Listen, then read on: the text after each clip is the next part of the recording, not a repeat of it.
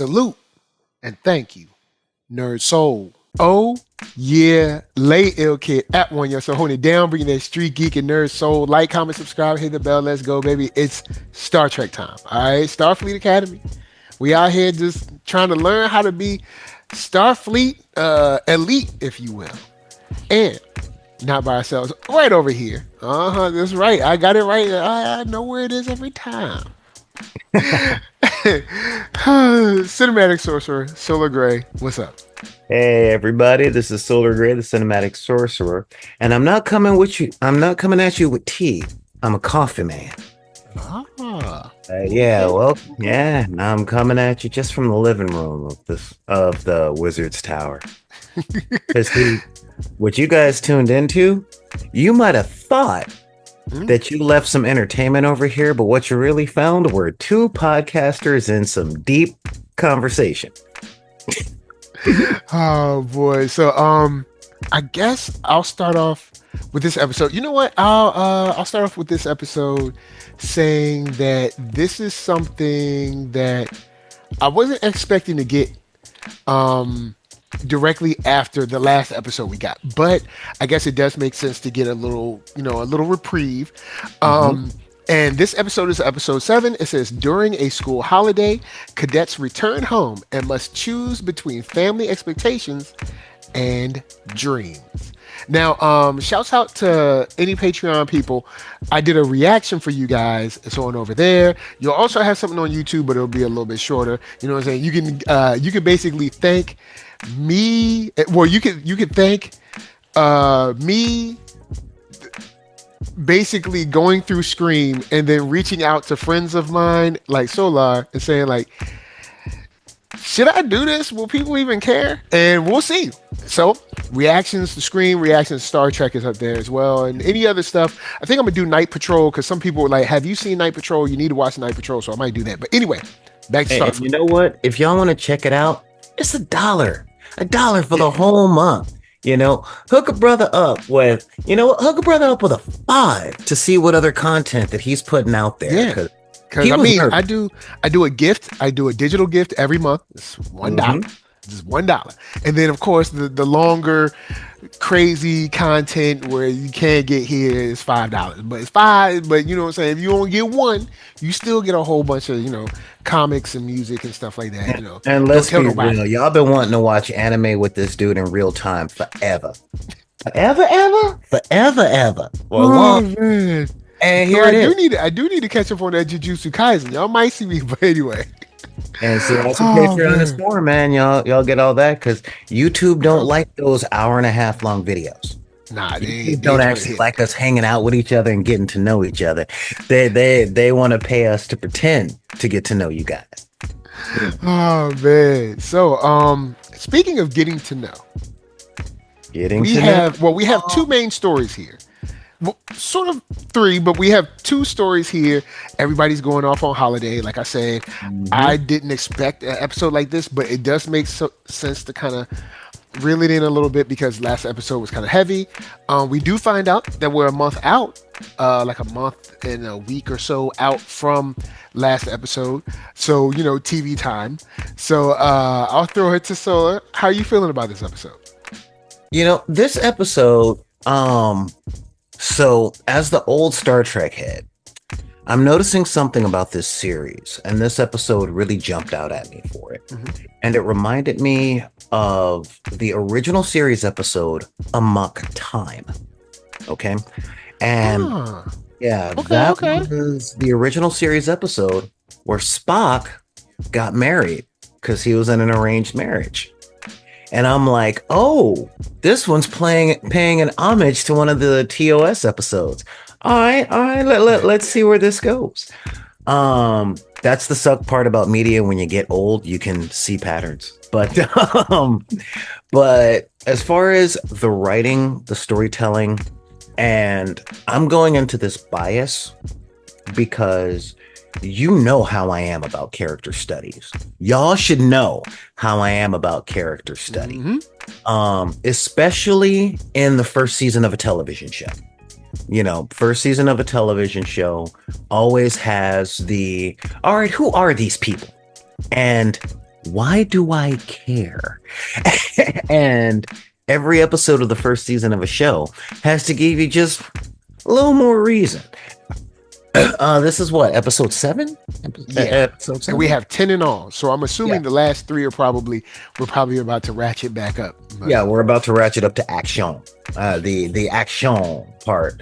But we've had the who's the captain, who's the main character. So we got Nala and Mirror. We had those were the first 2 episodes. Then we got who's Sam? You know, then we got who's Jaden? Like, tell us about this Klingon that we're really afraid is going to be Worfed, you know, in the series, in the sense of, hey, we got a big scary threat. Let's have it knock out the Klingon to show how tough it is.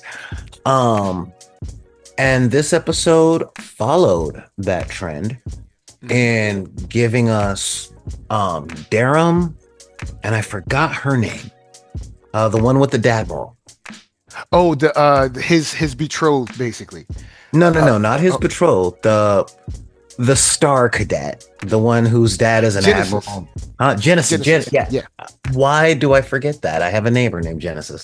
Yeah. So we really got the backstory and character. Well, not backstory per se. Pieces of the backstory, but we got kind of enough to know where they're feeling or why they feel the way they do. Yeah, we got an in-depth look of where the characters are coming from. Yeah. And that's really important. Because we can know everything about where a character's been, but that just covers the what and sometimes the how, but very rarely the why. Why are they like this? And yeah, so this episode, I was leaning in the whole time. I'm like, wait a second, he's doing all that, all right, they're going off, and okay, well, he's not taking them to Ryza, so that's all right. And then, wait, Darum's getting kidnapped? And I leaned in, and I'm just like, my head is against the screen. I'm like, I guess nobody likes you.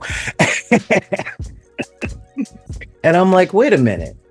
In a universe with transporters, you got the teleportation thing where it's like, poof, you're here, poof, you're gone, poof, you're here. I'm like, a portal? Okay, all right, I guess we're doing Star Trek plus sliders. And yeah, so we get that, and you know, so I'm like, all right, let's do this. And what I really liked was when they put them through the portal, they answered a big question that sci-fi has to answer, which is sci-fi and modern stories have a really big problem to the reader. And those problems are transportation and communication. Gotcha. You know, that's a big thing. So the moon where he's at, yeah, they got no cell signal. So it's not like Jaden could call a ride.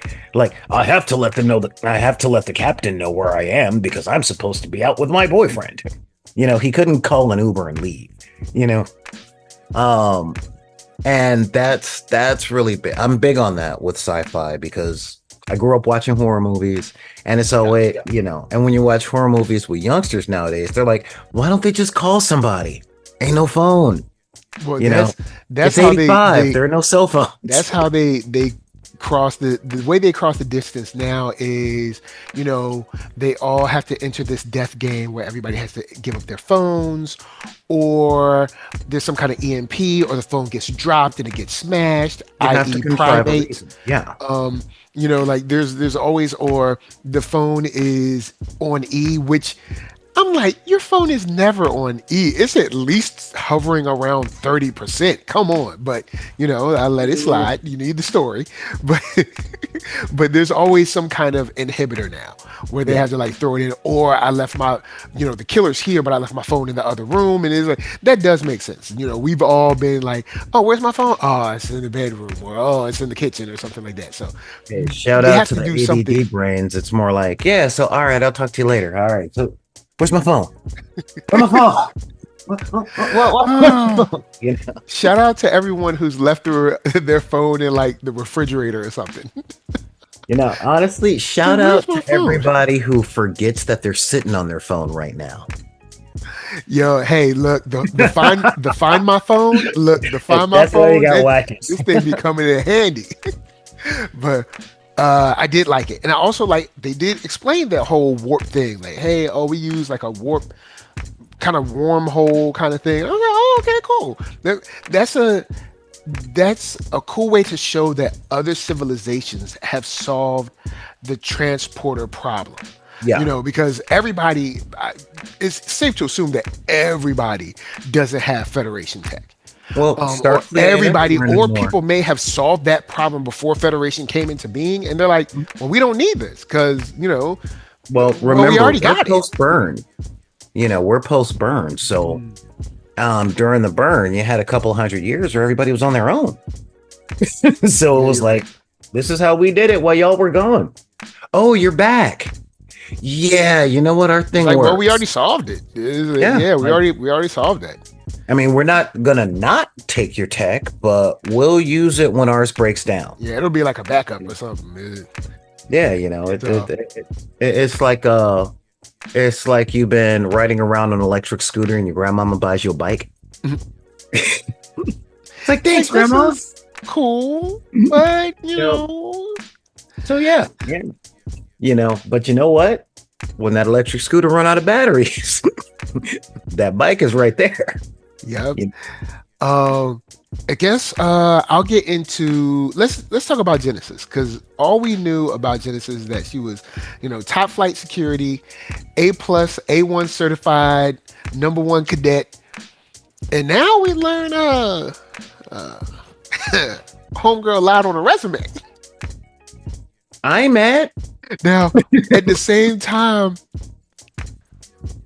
I do understand the frustration of like, so you mean I have to go to this place for 4 years to get a piece of paper that says I can do what I already know I can do just because essentially our society says I have to have it, and I have to go into crazy debt just to get it.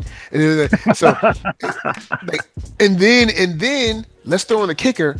A lot of people that have gone before me to get that piece of paper got that piece of paper, and they're pumping gas for someone coming to the station. So it's like, you make me. I gotta check, bro. Are you talking about Genesis right now? I'm just checking because this is seeming a little insightful. Okay, I'm gonna be honest. I'll never forget sitting in a cubicle beside a man that had 2 master's degrees in a cubicle beside mine, and at that moment I realized no need. Why? Now, 15. not saying there are certain things like lawyers, doctors, engineers. Y'all kind of pilots. You kind of gotta go. Yeah. But for like myself, I'm in marketing and advertising. Basically, save your Skrilla. All right, save it. I'm just saying, save it. Ain't no need. Skillshare only costs $100 a year. Yeah, or go to like a community college or something. You don't have to expense tens of thousands of, but that's a whole whole another argument. But no, the world is a little different. Man in like 2004, so who knows what that is like now? Like, bruh. It ain't worth. Remember, I got my 3rd degree in 2002. Okay. And I'm still shoveling and sweeping. So that's it shouldn't be like that, but unfortunately. And what I gotta say about the Genesis Mirror story arc is, one, we at least got a shot for the ladies. A little something for the ladies. Because Mirror is just like, yep, I'm on the base by myself. Look at me, Homie was chilling a little too hard. All right. It's like, you say too hard. I'm sorry, man. That cup was a little small. All right. Oh man, I did not mean it like that, but it sure is funny. All right, so that cup was a little small because, I'm not saying that I've taken vacations at school when nobody else was there, but back in my younger days where it's like I got the place to myself, Why am I using a cup? I got a bottle, you know. But also man. I'm a lot messier than Mir. So And like, look, I was around Mir's age. I would be honest. I mean, of course, this is for TV, but it would have been a little different. I'd have been maybe chilling. for you, I would have been chilling a little too free. yeah. So yeah, I'd have been like, I didn't think no one was gonna be here. yeah. See, that's you. I'm like, you supposed to be gone. What are you doing here? What are you doing What here? are you doing You went here? on vacation. Now turn around. And why aren't you wearing clothes?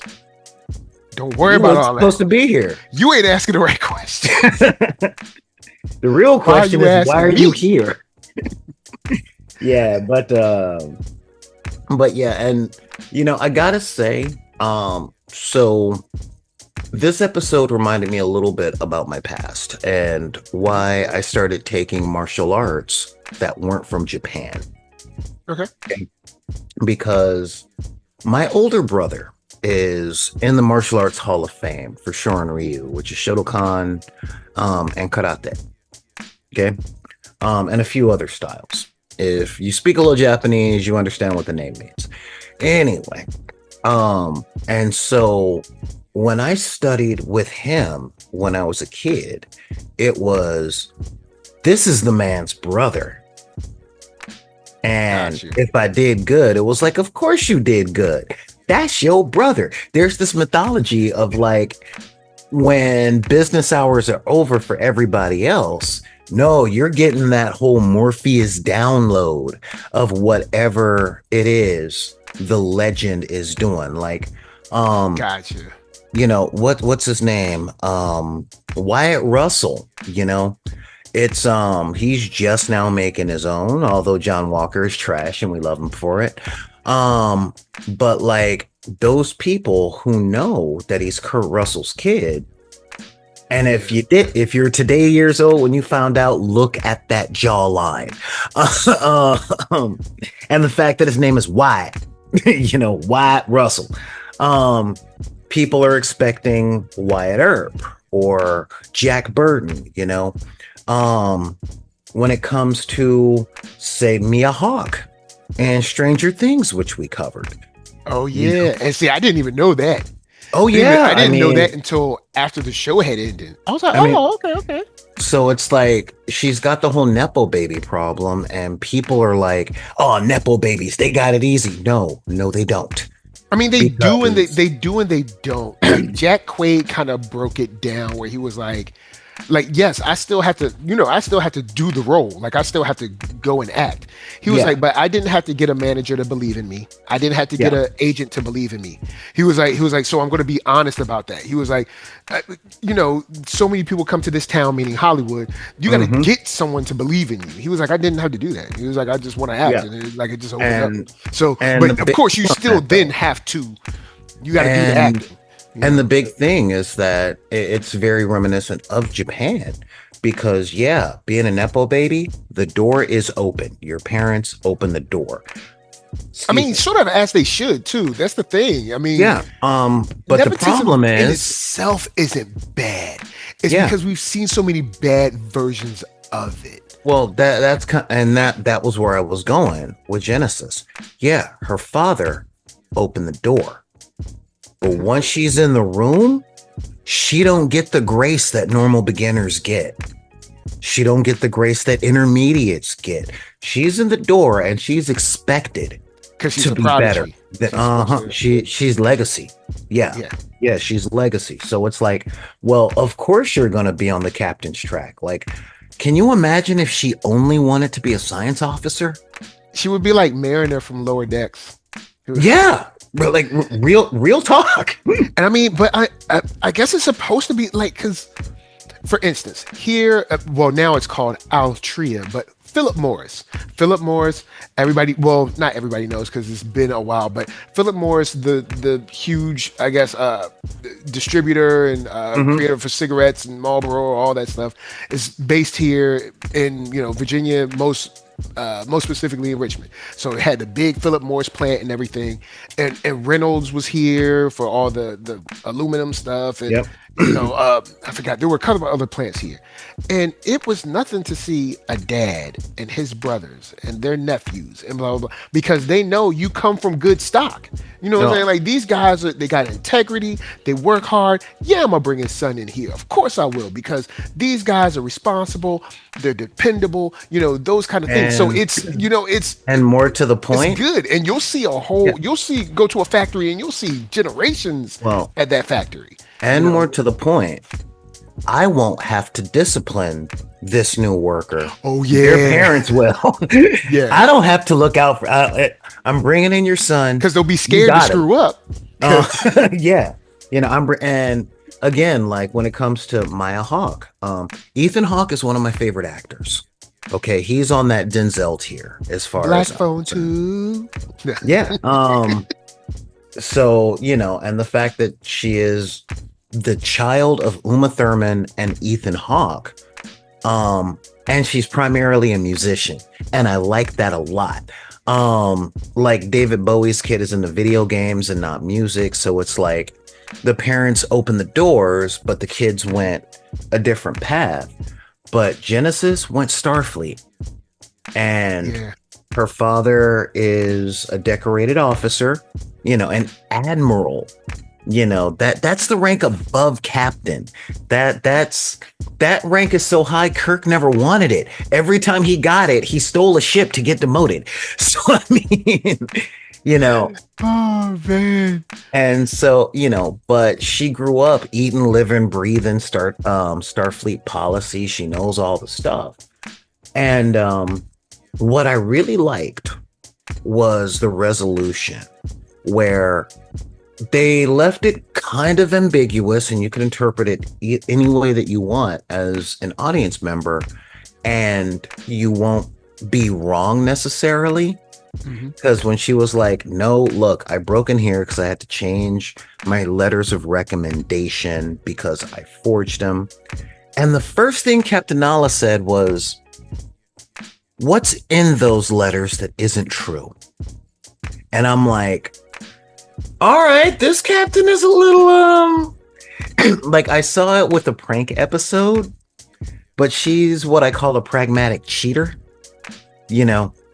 where it's like, okay, yeah, you forged them, but did you lie anywhere beyond who wrote it? Because I read those letters. It said you're hardworking. You are. It said you're smart. You are. Everything that's in those letters is true except for the byline. And she's like, it gets down to, and I understand why she has to take her off the track, at least for now, because even though those things aren't true, there is an integrity issue that we now have to deal with. And but I'm not going to be super hard on you because it's an understandable, it's tough, man. That's kind of the old woman going, yeah, everybody lies on their resume. Honestly, my interpretation was, I wish you just hadn't said anything, because I'm taking you off of the officer's track, not because you lied on your resume, but I caught you trying to cover it up. Yeah, because that's a whole nother thing. Yeah. And then Caleb has his own thing where Caleb, I'm thinking he's talking to his girl. When he hit that delete, I was like, bruh, come on now. Now you are the messages. I thought we were kind of good, in a good space. All right. Now you delete messages. Come on, man. Don't do that to yourself. All right. Y'all So we're connected. Now right? we're talking and then she Caleb. went Super Saiyan. All right. Because of your love. So we're talking Caleb, and I know you're a much more romantic. You're a bigger romantic than I am, and I get it. You're happily married with a family. I be trying to get people married all the time.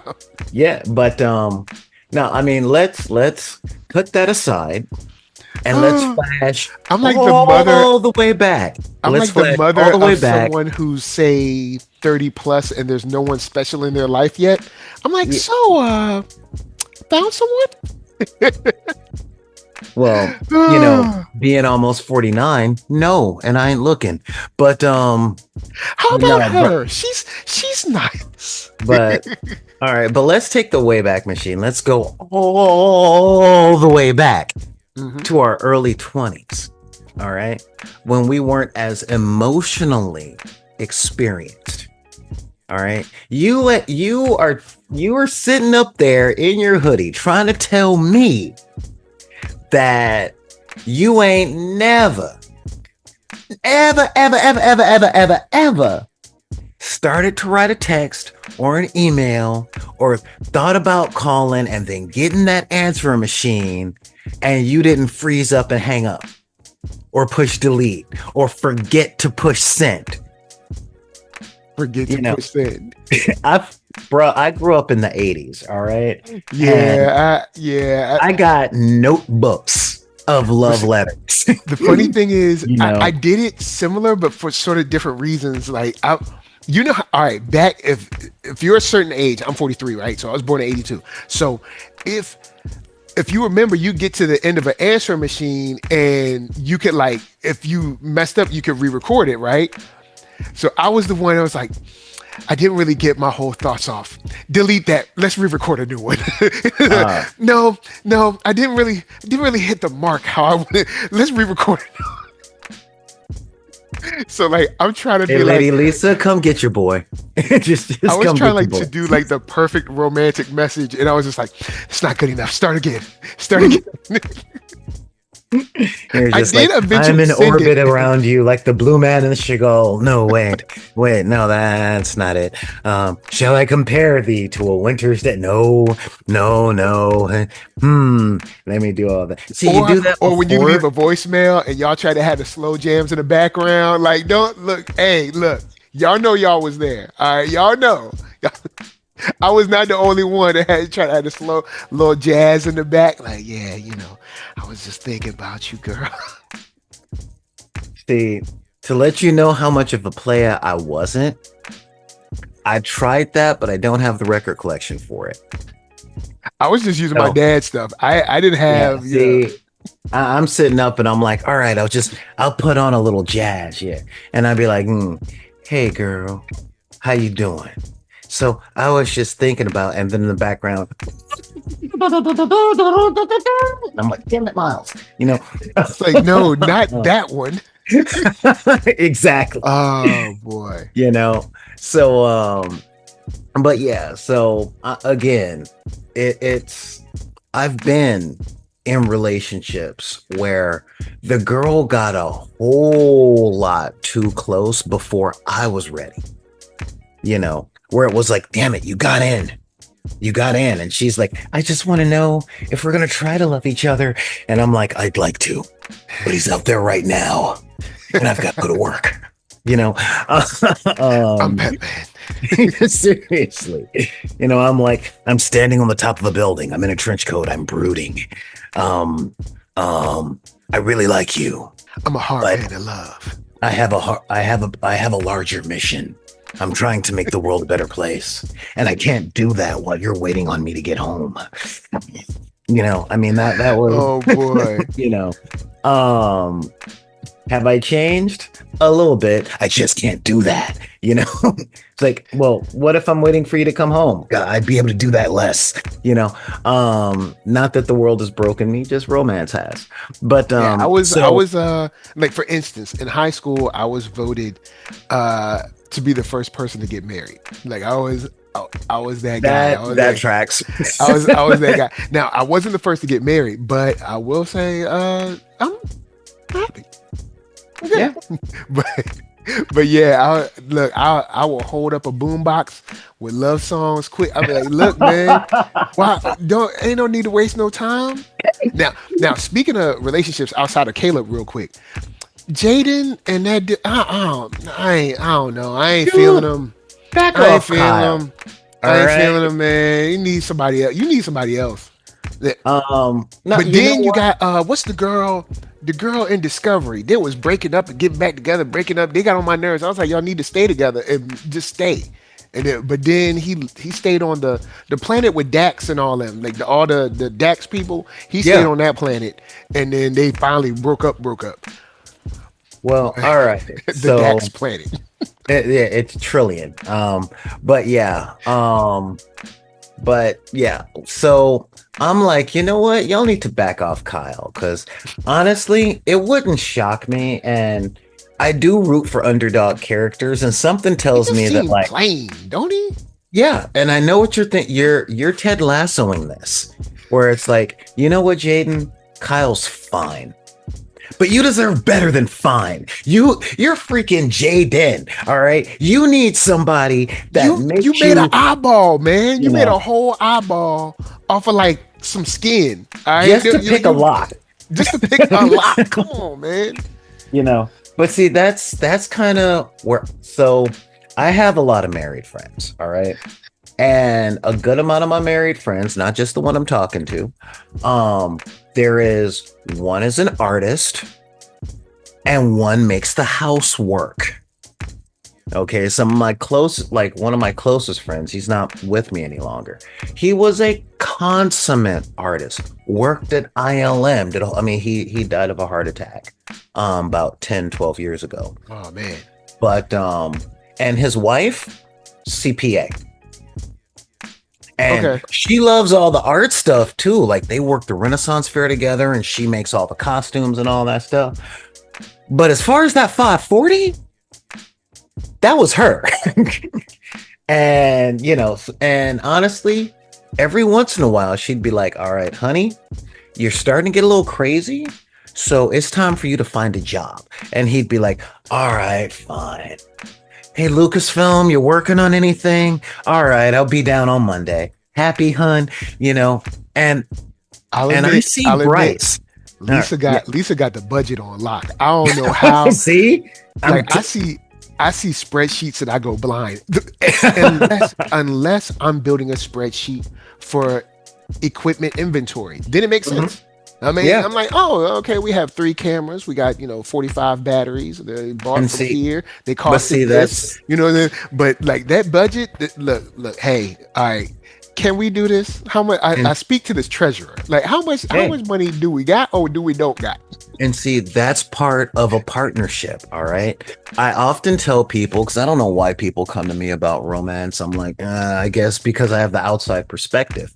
But I'm like, you want a real relationship, you want a partner. Ideally, you want somebody that's good for you and good with you. But I see you. But if you can't get both, you need one. All right? You need you one. Can't have neither. They either got to be good for you or good with you, ideally both. And the thing is, Kyle, I think is good with Jaden. Okay, all right. I think he's good with. He's not. I don't think he's done anything wrong per se.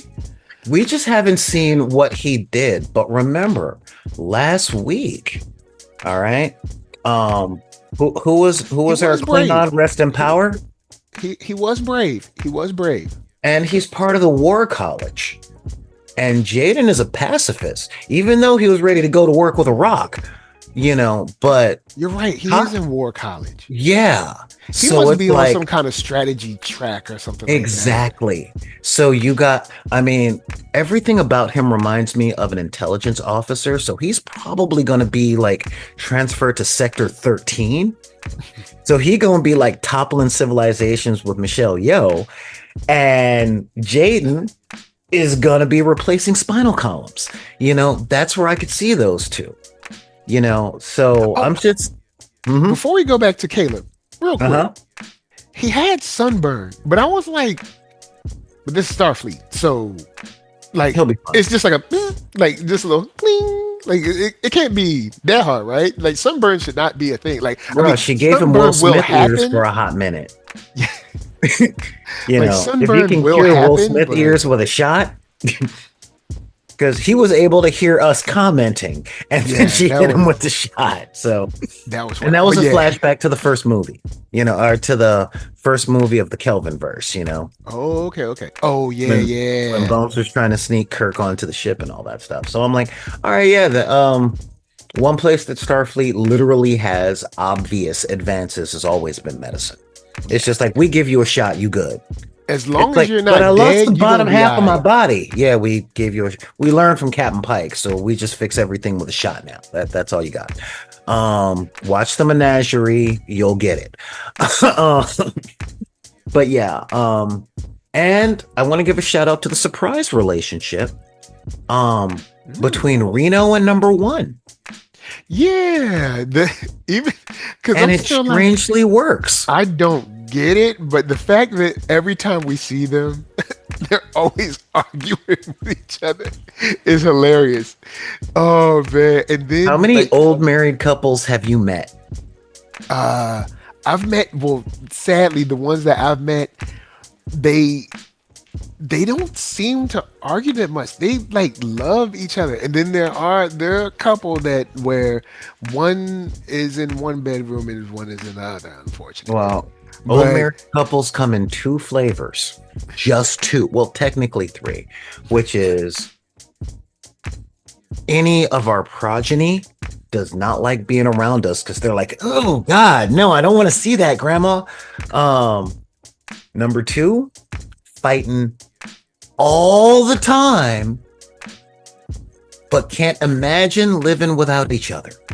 Yeah. You know, so I'll it's give like you that. You're sitting up and you're like, Grandma, why are you still with Granddaddy? And it's like, I love that man. Honey, have you seen my boots? Why don't you do the world a favor and die? You know, I love that man. I've loved that man since 1935. Yeah, I don't know how not to love him. Oh, well, man, you're doing a good job not loving me. Yeah, I do a great job. At my granddad all the time. Did you eat your food? Did you take your medicine? Fuss at him, but man, look. But that's Grandma's way of saying I don't want to live without you. I'm gonna keep you healthy because I don't want to put you in the ground. And of course, old couple 3, where one of them just gave up, and that's the saddest one for me. Oh man, but like, yeah, I know some couples that are like, I'm like, oh, you still put the y'all getting dressed, y'all going out. Now they're going out at like 5 p.m., but they still going out. No, that's that first old couple. That's the one where man. They're going out and they're cutting a rug to Bobby Blue Bland. I'm talking about how one of them is just like blah blah blah, we doing all that, and the other one is just like they're sitting there defeated, and it's like they're waiting to die, but they don't want to die because they know when the other one kicks off, they'll be free to date. It's no. Hey, tell me I'm wrong. Oh, that's cold. And shout out in the comment on which grandparent you have. Man, it's cold. But I did like Caleb's story. I saw there was like a little moment, but I was like, nah, bro, I was like, Even in my reaction, I was like, look, if you go in there, make a clean break where you at, because what you about to do, you about to get in a mess. All right, so put your eyeballs back where they supposed to be. Oh, you're talking with Caleb in Genesis? Yeah, because he looked over there for a little bit. I was like, nah. Well, see, Genesis where she at least they were pushing that in episode 1. Yeah, they were. And this is the part that I'm really going, get the executives out of the room, because I'm like, we don't need a love triangle with our main characters, please. Yeah, I don't think we need that, and I don't think, I think it was working fine without that. I'm not against it. I mean, of course, they're all young and handsome or pretty, so it makes sense that it'd be like, you're not going to not notice someone's pretty. But, bro, look, you got a real thing. So as long as you got a real thing, don't worry about all that. You good. Well, see, that's honestly one of the big things, though, because like I was saying earlier, we've all been in a relationship, and if you haven't been, you will, where they get in too close before you're ready for it. Mm-hmm. Where there's a comedian called Steve White, and he says he was, this was back in the 90s, where he was talking about the differences between men and women, because that's what comedians talked about in the 90s. And it was, women love falling in love. They want to fall in love. Oh, I'm looking to fall in love. I want to be in love. And men look at love like they stepped in something. So you're just like, la la. Hey, what is it? Oh man. Oh, you try and wipe your foot on the curb, trying to and that's the whole thing. Like, so with Caleb being the interstellar orphan, doing the whole John Connor thing from Terminator 2 and his mom being a refugee and all that stuff. He's good being the hey girl, of course I got feelings for you, but we ain't gonna talk about it. That's a part of me I don't want to look at. Forgetting that he's with a psychic woman and she's like, hey, look, this is my safe place. And what's that little teddy bear? He's like, whoa, hold up. Well, you wasn't supposed to. No, I thought I burned all those baby pictures. How, who you been talking to? It's like, bro, what do you expect? Like, y'all done. How can I say this? He forgot that he was with a psychic.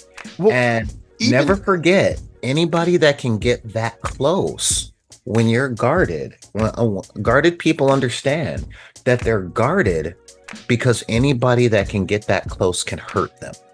True. And when she saw that bear in that field of flowers, he was like, no, she could hurt me. She might see something about me that she don't like. And if she leaves, I'll be devastated and she'll know I'll be devastated and I can't let that happen. So I'm gonna just slow the drip down. And I like that Genesis. And this is one of the reasons I always push for people to have friends from all over, because when you're a person that dates women, you need a girl in your life that slaps you on the back of the neck and tells you that you're stupid. I don't care if it's a sister or a cousin or that best friend that you can't even imagine dating because they do know you too well. You need somebody to keep you on that path where she's like, bro, you're being dumb. I'll take it a step further. Even if you're not being dumb, here's some other advice. Okay, she's wrong. Are you going to dunk on her for the rest of your life? Or are you going to reconcile? Because it sounds like you just want to beat her up over being wrong forever. Now, don't get me wrong. She do got to be wrong, and she do got to pay for being wrong. But she needs to pay once. She pays once. And the idea is not that she has to pay today and then sometime next week and then maybe 6 months from now she has to pay again. And then see, you're coming from what I put in the other best friend. That's the male best friend perspective, where, your bro will be like, look, you were going to do what you were going to do from the get-go because that's who you are. That's what you've always done. Remember 10th grade, remember this, and that gets in. The girl best friend is the one where it's like, look, Sheila, I don't want to say sorry. I don't want to keep saying sorry forever. And she's the one that looks at you going, yeah, but I think once will do. It's like, all right. That's what I'm talking. Here's my thing about Caleb. People are not going to say this, but hey, you have your perspective. I have mine. I'm going to keep it real. You've already let her into the most intimate space she can be in. Y'all were both as intimate as y'all can be. We're both as vulnerable as y'all can be. So why are you acting brand new now? Y'all were both as vulnerable as you ever gonna be. So, and I ain't gonna say nothing else. No, I'm gonna answer that question for you. For a whole music video, y'all was mad vulnerable.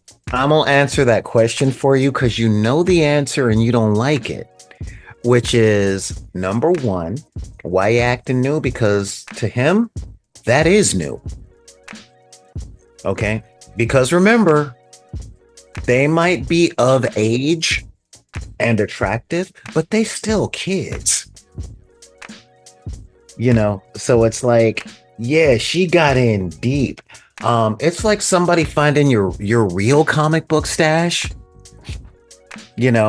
Like you got your regular long boxes, but then you got the stuff that you just don't let anybody else know, especially if you're a collector. And it's like, no, this is my 9.8 rating stuff that I'm probably going to sell to catch up with the mortgage one day. And it's like, hey, I saw your 9.8 Amazing Fantasy number 15. And you're like, shut up. And no, you can't touch it.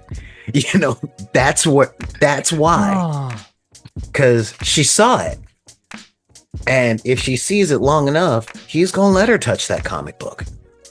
You know, he's going to, it's like, yeah, I know I got the good china. You know, stop trying to plan dinner parties. I don't want to use the good china. You see what I mean? And I don't want to use it. But fact, and this is coming from two middle-aged men, you know, when she let him know what that field of flowers was, and it was like, she got in deeper than anybody has, and I ain't comfortable with that. And it's like, bruh, but she let you in. Yeah. She let you in because I think maybe from her culture, they are already like, look, this somebody is vulnerable. Like, yeah. And we are exchanging. I'll just say and again, that. though, I'm saying this is from the perspective of us, two middle-aged men. These are kids.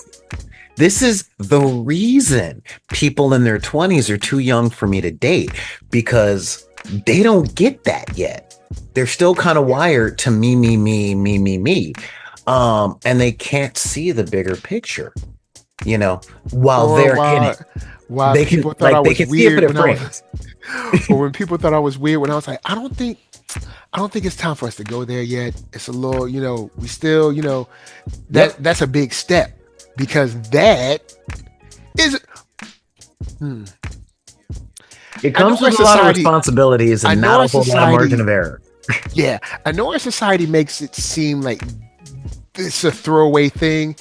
This is getting far from Star Trek, but it's not. And I know, it's not. I'll just leave it there. I ain't gonna try to. I'm not gonna try to raise y'all, but look, society makes it seem like it's not a big deal, and it's a bigger deal than I think society puts on. I'm gonna put it this way, because you know how I'm about breaking stuff down to their fundamental things. All right. Yeah. That what you're talking about is an indicator of intimacy. It's an indicator of closeness. Okay. Yeah. And be it physical, emotional, psychological, getting in that close has consequences for failure. And those consequences take a lot longer to fix than they did to break. Okay. Oh, yes, they do. And that's what people are really trying to protect from. I mean, I don't care what culture you're from, whether it's creating another person is a consequence you're trying to go, breaking a heart, or getting your heart broken, or being with the wrong person and ending up needing therapy for 10 years. That kind of closeness, like, there's no armor. There's barely any skin. That's all organs. And it's like you're either massaging that heart, massaging that liver, or you're poking it and stabbing at it. And there's very little in between. You know, there's such a small margin of error. So hurting or getting hurt is so easy. And that is what he does realize and he's afraid of. But he's also in his 20s and really self-absorbed. So he's trying to protect himself from that damage. His mindset is, I gotta find mom. I gotta find mom. I gotta find mom. I gotta find. That's it. Like, she's not part of the mission, Alfred. Gotta find mom. I know. You know. But the fact is, he's so self-absorbed that he is concerned about his inner bits getting all poked and scratched and broken, that he's not even realizing what damage he might be doing to her. You know, because he's in his 20s, and that's what they're for. Look, this might come off as ageist, but as my great grandmother told me at 92 years old, keep living. And because my grandma would always say, she said, keep on living. Mm-hmm. I'm like, oh, grandma this, grandma that. Keep on living. Mm-hmm. Keep living. And I did not get it, but I get it. And now I get it. Oh, bro, you're starting to get it. I'm kind of getting it. and I'm 6 years past you. I'm not gonna get it for another 20 something years. Oh, man. I'm but a hatchling, but we're talking eggs. All right. We're talking eggs. So now I want to talk about the wedding. Yeah, because now we can get into yeah. I guess we can get into obligation to a certain degree. Obligation and duty. Where since we've all seen the episode, I'm gonna throw this to you, Solar. Let me know what you think about this. I know the young lady was saying basically, hey, I want you to abdicate. I'm gonna release you from this because this is where you have shined and you have grown and blah blah blah. And like this is who you are, and I'm not against that, but I do think that obligation and duty in and of itself isn't a negative thing, and you can grow from duty, service, and obligation. Not saying that, because usually those words just come with like, duty, but just sometimes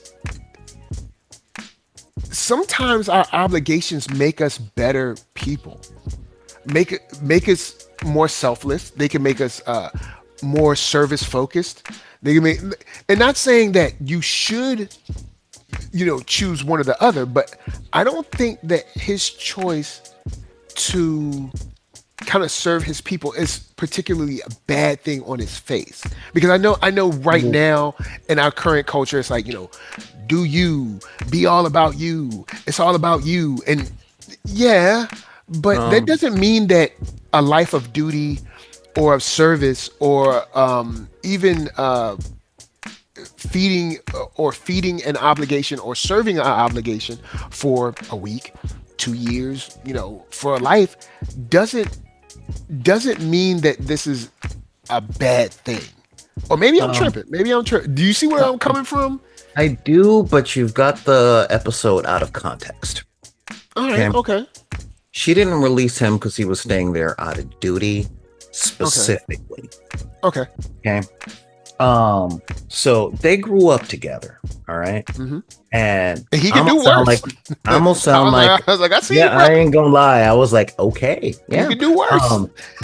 But I'm gonna quote some of the boys from the stoop. Okay, which is, "You change, bro," and that was the I'll change. No, I know it really was. You changed, because when she was talking about what he was like when they were growing up, she loved him deeply. Okay. But when he was a kid, he was a yes man. He did what everybody told him to do. He was a doormat and she loved him. Okay. But when Jaden gave his speech, she was like, hold up. Who's this guy? My Darren did that, and he did.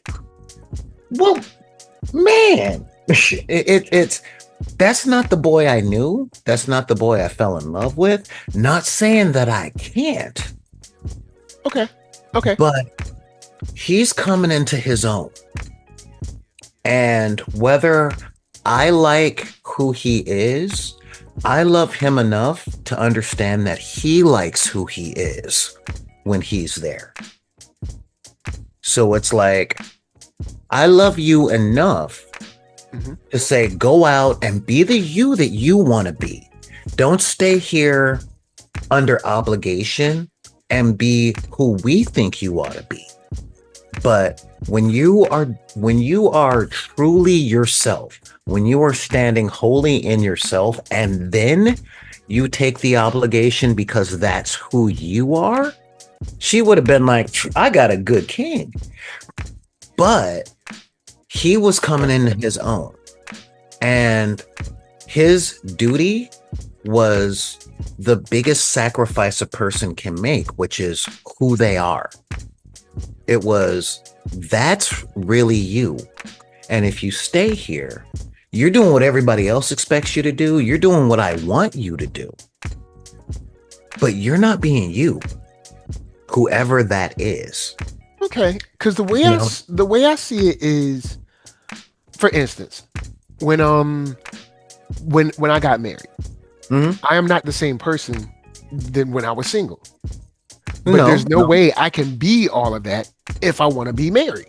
But here's the question. And then we grow into something new together.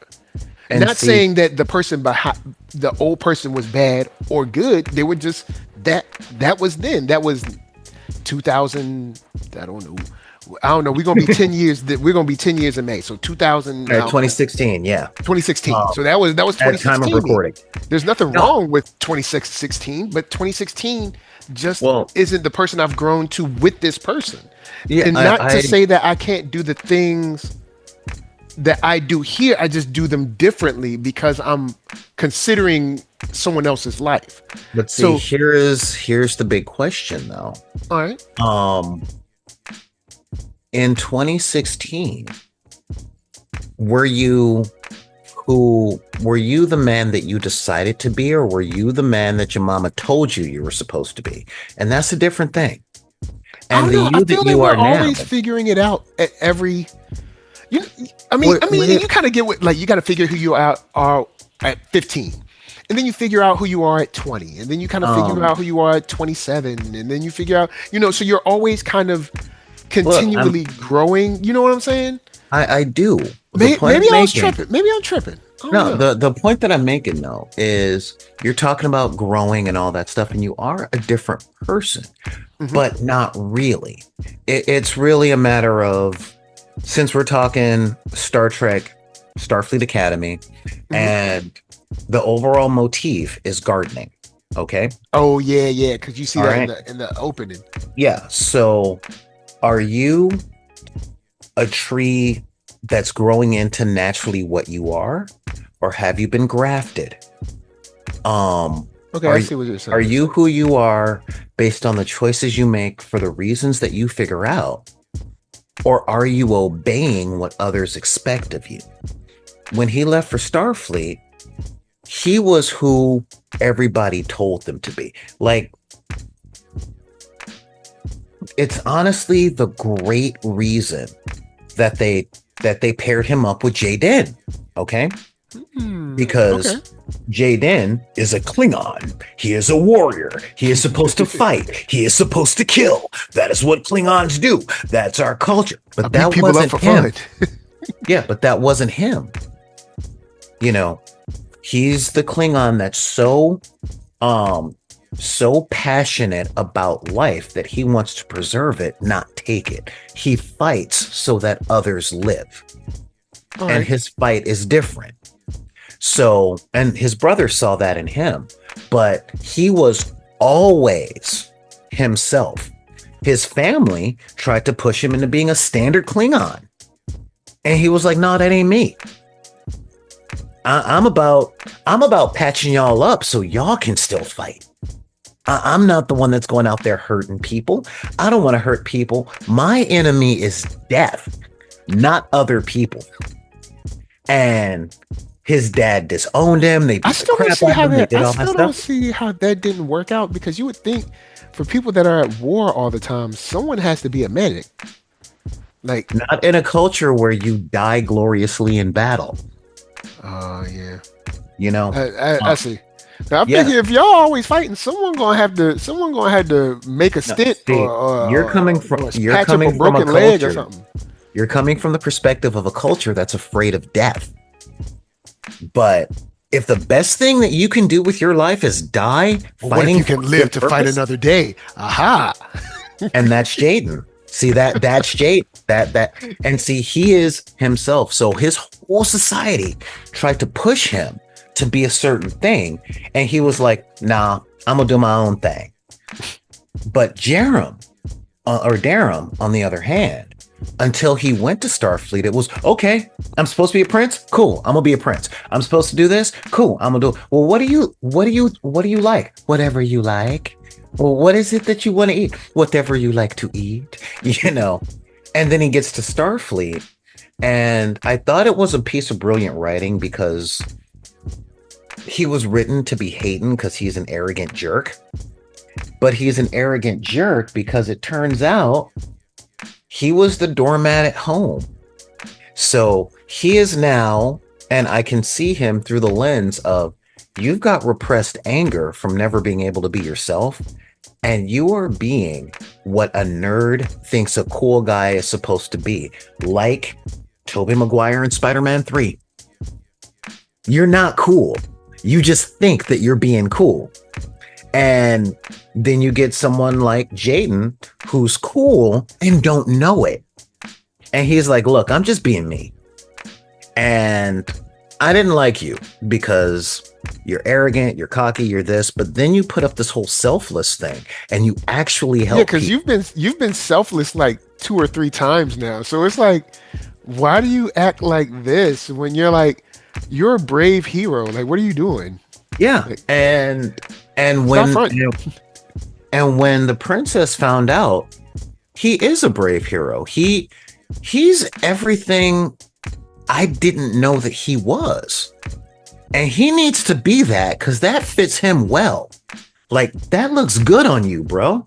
But can he not be that for his people at home? Like, I mean, at least, you find ways to enjoy similar to all right, I'm gonna say that this is a different franchise, and a much different franchise. I understand, but in Ghostbusters, Frozen Empire, Empire, Ray gets in trouble messing around with Phoebe, and they end up in jail. And Winston and Ray have an argument, and Winston is like, "Bro, you too old for this.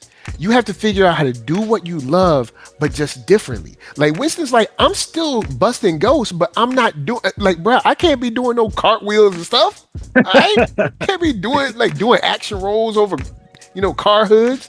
But I figured out how to do what I love just in a different way." Well, that's what Reno told Stamek in Discovery, where it's like, no, that's what we use an intern for. My back is too messed up. I'm not climbing that ladder. So it's like, you can still do your Starfleet thing, you can still do your hero thing, your brave thing, and you can do it here, and you can sort of be able to serve your people, but serve your people, and so you can still be fulfilled, but also fulfill your, I guess, destiny, maybe, or whatever it's supposed to be for him. There's 2 things on that. Number one, just his first semester. Okay. Oh yeah. If this is what he's like in the first semester, imagine what happens when he gets his degree. Okay. So you think you're all that because you got your degree? Now, and second, and this is big, all right? There is a statement in entertainment, which is, you can't be famous where you're from. And I'm gonna put this at you. Got you. Right? Black man to black man. Yeah. I don't care how much money we've made, how many accomplishments that we've got, how many wars we've fought, how many lives we saved. As soon as grandma says, "Get up off the couch and sweep the floor," we pop up and we're like, "Yes, ma'am. Yes, ma'am." I have seen war veterans that come back with scars and purple hearts turn into 10-year-olds when their elders tell them what they're. I mean, I'm a little different because I've always been I'm autistically defiant.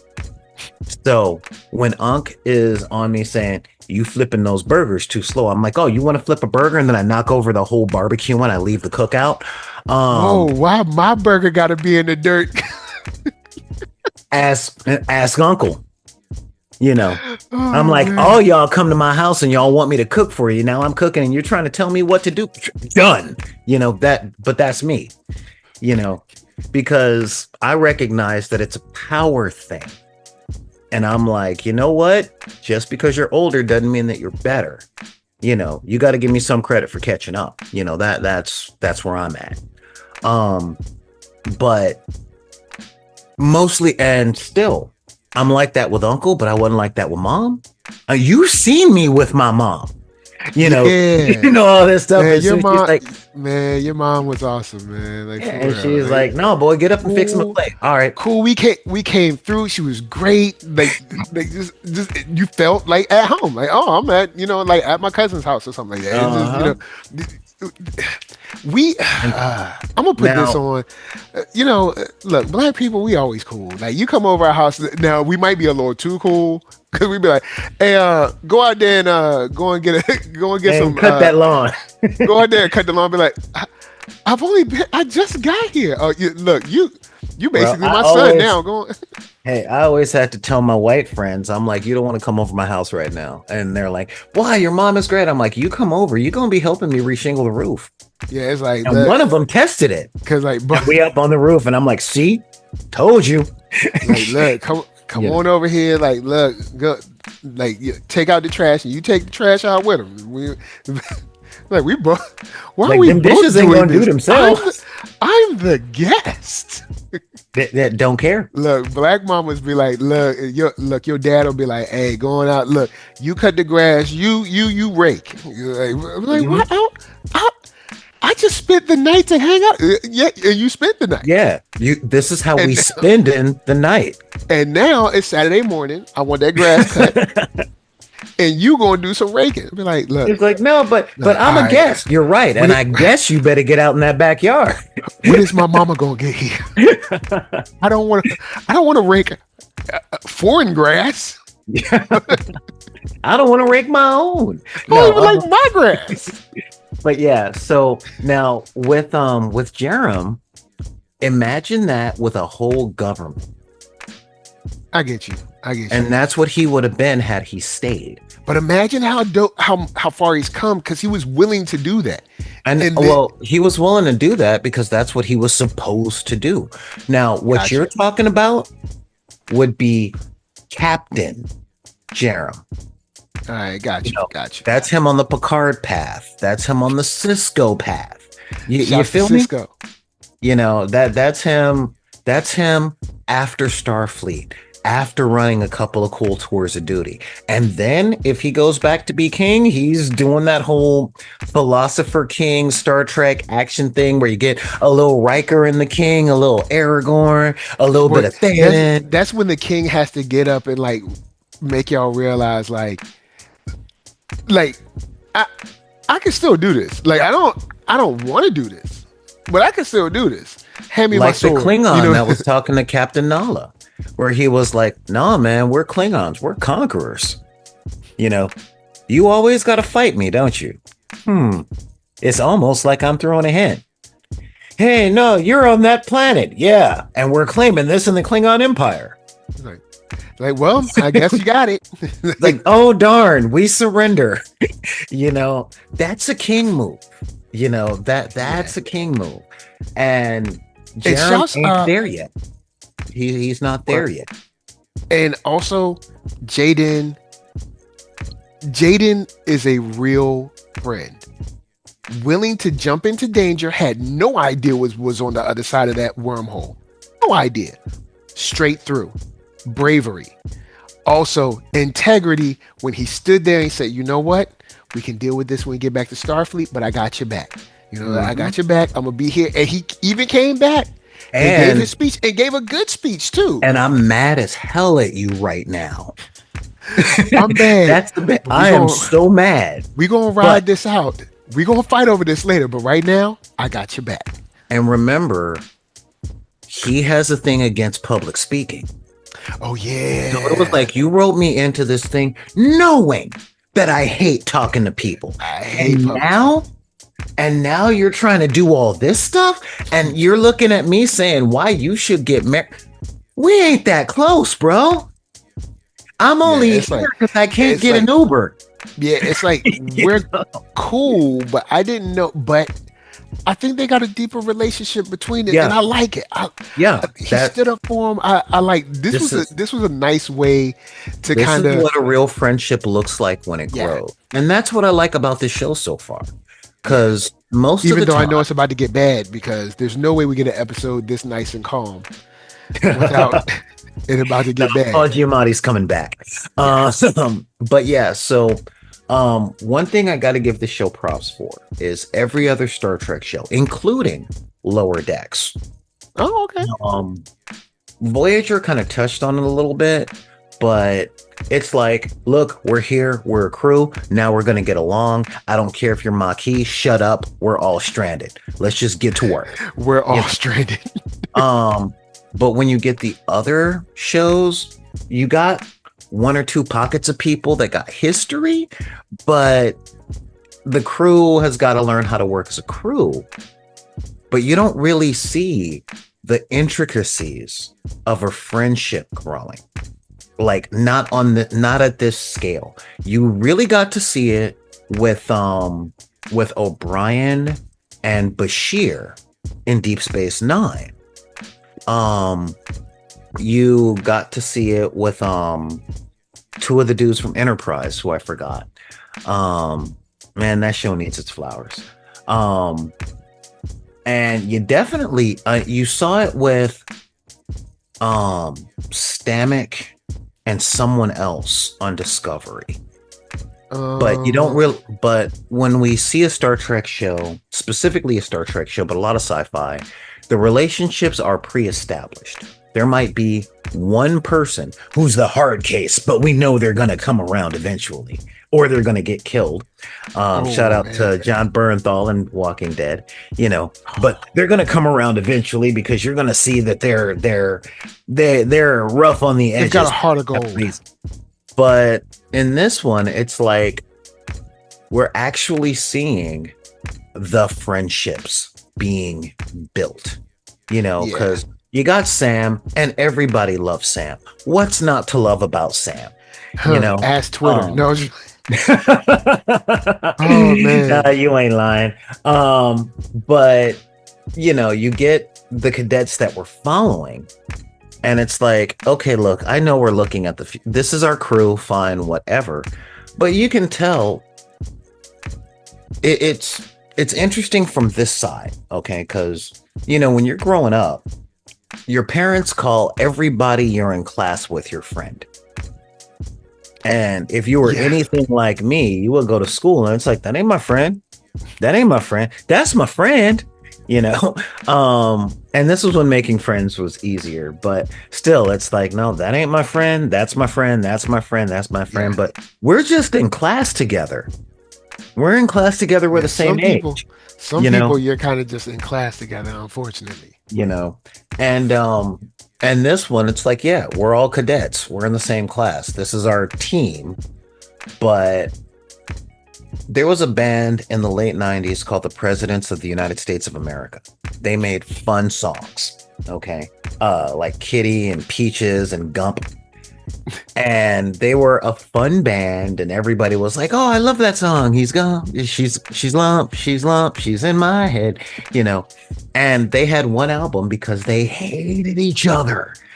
They did not. So they made their money and they're like, all right, we're done. I don't want to work with you no more. I'm done. And there's a lot of friends you can work with, a lot of friends you can't work with, a lot of friends that you can't live with. Friends come on a whole lot of levels. And this show, there's two songs I will refer you to. Mm-hmm. Friends by Houdini. And also Deep Fried Friends. Whoa, hold up. Deep Fried Friends. Let me dust off my leather hat real quick. You reaching way back. Yeah, those two songs, Friends by Houdini. How many of us have them? Yep. Friends. And then Deep Fried Friends by MF Doom. Okay, see now you're past my time. those two songs. Yeah. Some friends. But yeah, it could be rough. I think it was quoted in Atlanta where it's like, and that was how it kind of started with the whole Jerem Jaden friendship after Jaden's speech, where he finds out, oh wait, your life ain't in danger. All right, I'm gonna go home. Well, you see, I know you, but I don't know you. It's like we're cool. We ain't cool. I mean, we worked together to save everyone's life in episode 1, and we pranked the war college. But I mean, we alright. But I mean, I don't dislike you. I don't like you, but I don't dislike you. Yeah, we just, all right, I respect you. Yeah, I respect you, but I don't like it. Yeah, so it's like, you're a good tutor, but yeah, don't expect us to meet up at the mall, But after that one, yeah, it's gonna be like, hey, Kyle's taking this trip. I was thinking about going to a movie. You want to roll? You know, that's where I see them now. Yeah.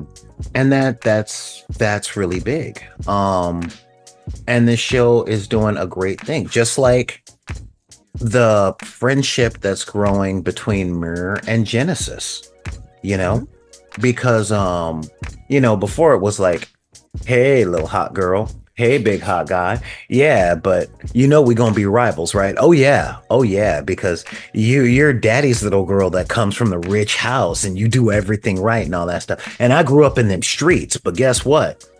You know, poor don't mean stupid, you know. And then they have this episode where they're bonding together, and it's like, all right, so you do break the rules. All right, let me see how you break the rules. All right, look, I knew you was playing me. I was just trying to figure out to what. And it's none of your business. What are you talking about? You brought me into this. And then funny because Jet comes in like, yeah, y'all screwed up big time.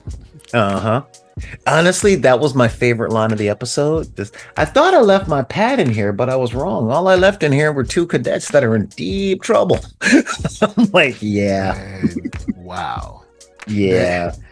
But we'll end it at that, guys. We've been hanging for a long time. I'm gonna throw it over to Solar. Hit them with Matt. Well, we've been rolling. Hit them. Let them know where they can find you. Y'all can find me over on Instagram at Back in the Deck. That's BACKINTHEDECK. I am behind schedule because I run my channel on CP time, which is why I don't have as many followers. Speaking of which, like, subscribe. It really helps out the channel, and check out the Patreon. Yeah, $5 a month be helping y'all. Yeah, look, the one is the new, or the 5 is the new one. It's $5 every month. All right. And if you're as old as I am, you remember when you could buy some stuff with a $1. You could buy a burger for $1. It broke my heart when comics went from like, I remember when comics were like, I remember you could get them for $1. Your age, I know they were like less than 25. They were like, well, I remember when they went to it when they broke $1, because when I grew up, they were 75 cents. It would be nothing for mom to give me $1. I go get a comic, boom. But when they broke $1, that's when my mom was like, yeah, exactly. But now you can look at the comics. You want to get one issue of Absolute Batman, you're spending $5. So $5. It's gas is $4 here in California. So I mean, actually, it's $4.35 in California. Ooh. So so it ain't that much. All right, $5. You get to actually watch this man react to everything in real time. Yeah, I mean, I chop it up, put it out for y'all. Yeah, I mean that's the whole thing. You sync up your copy, do the whole thing. And no, I mean it's real stuff, and I'm really proud of you for expanding in that direction. Seriously, we gonna see.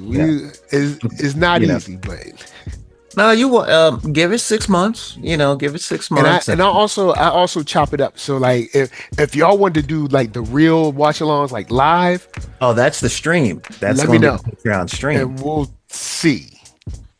We'll see. We'll talk. Yeah, but you can find me there. And speaking of streaming, once I start streaming again, you can find me at twitch.tv/BID_P, where I talk about storytelling, tabletop RPGs, comic books. I give painting tutorials. I give how to be a nerd lessons, as in how to be a nerd and still be a functional adult. And just to let y'all know, you're not by yourselves. All right. What you're going through, I've been through. And there's millions of us out there that's been through it, and we're not jerks about it. So come on down. Thank you. Anti-Grocknard, and I'm all about kicking down gates. I don't keep gates. I knock them down. And sometimes the bad people come in, and that's where we form a coalition. And we're like, yeah, guess what? You're off of Krakoa. If you know, you know. So, not that we put them in the hole yet. But no, I need land in the country, and I'm in the city. So anyway, but this I gotta say, a lot of people have been asking me, do I like Starfleet Academy? And I tell them, because a lot of my friends are over 50, I'm like, all you have to do to love this show is to realize that you're looking at college students. That's it. You can't expect them to react the way that you would at 50. You know, you can look back and going, you know what? I remember when I was that green. Not stupid, just inexperienced. Yeah. We're watching them get experience. It was like you were almost too smart for your own good. God, we thought we knew everything. Well, I knew I didn't know everything, but what I thought I knew, I thought was important. And now, I'm like, some of the stuff I knew back then was important, but God, it was so inconsequential. You know, I stressed way too hard for my 20s, you know. But yeah, so I'm gonna kick that back to you. This show, I gotta say, I highly recommend it. It's fun. It's not as action packed as I know you like it, but it's still the first season. Yeah, and it's also I like. Well, like I said, I'm expecting each Star Trek show to be different. I mean, of course, Starfleet will be there. You know, like the Federation will be there, but I don't expect in any space show. I don't expect, you know, this part of the galaxy to be the same as that part of the galaxy in Star Wars. I don't expect, you know, the Mandalorian's path to be the same as Darth Maul's path. You know, so same thing for Star Trek. I don't expect Discovery's adventures to mirror, I don't know, Voyager's Next Generation adventures. Because Discovery got into a whole bunch of action, which I love. But, you know, Deep Space Nine didn't really get into a lot of action all the time. Now, of course, later on, but... No, even later on, this is the action, but we need to do the stuff behind the scenes, and y'all need to see that. Yeah. You know. So every part of the universe is going to be a little different because it's just a different part. You know? So I don't expect, you know, this show, especially since they're learning, hopefully... Well, I was hoping that their lives would be safe, but maybe not. Oh, it wouldn't be a TV show if they were safe. Well, I figured, you know, hey, you know, Starfleet, they're okay because they're at school. They're not, you know, well, I guess. This is Starfleet, not Riverdale. Oh boy, but yeah. So we may get some Betty and Veronica, but it's coming with explosions and reptile aliens. All right. Oh boy. So anyway, with all that said, thank you guys for rolling through. Of course, jump in the comments. Let's talk about Starfleet, Star Trek, Federation, whatever. We want to talk about Discovery. Cool. I don't remember a lot of it, but you know, in about a year or so, I'll watch it all the way through again. But the bottom line is, Book had the best ship, aka the brother ship.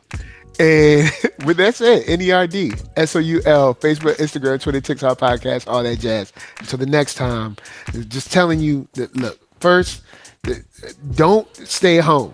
All right, don't stay, you know, at school when everybody goes home. Go home. You know what I'm saying? That's the first thing. Second thing, if you betrothed to somebody, you might want to let people know. Number three,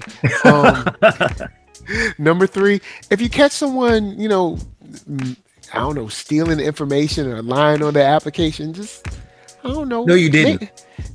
You didn't see nothing. Let it ride. Yeah, so, you didn't see nothing. You don't know. No. So we out. Peace. Later, guys. We out.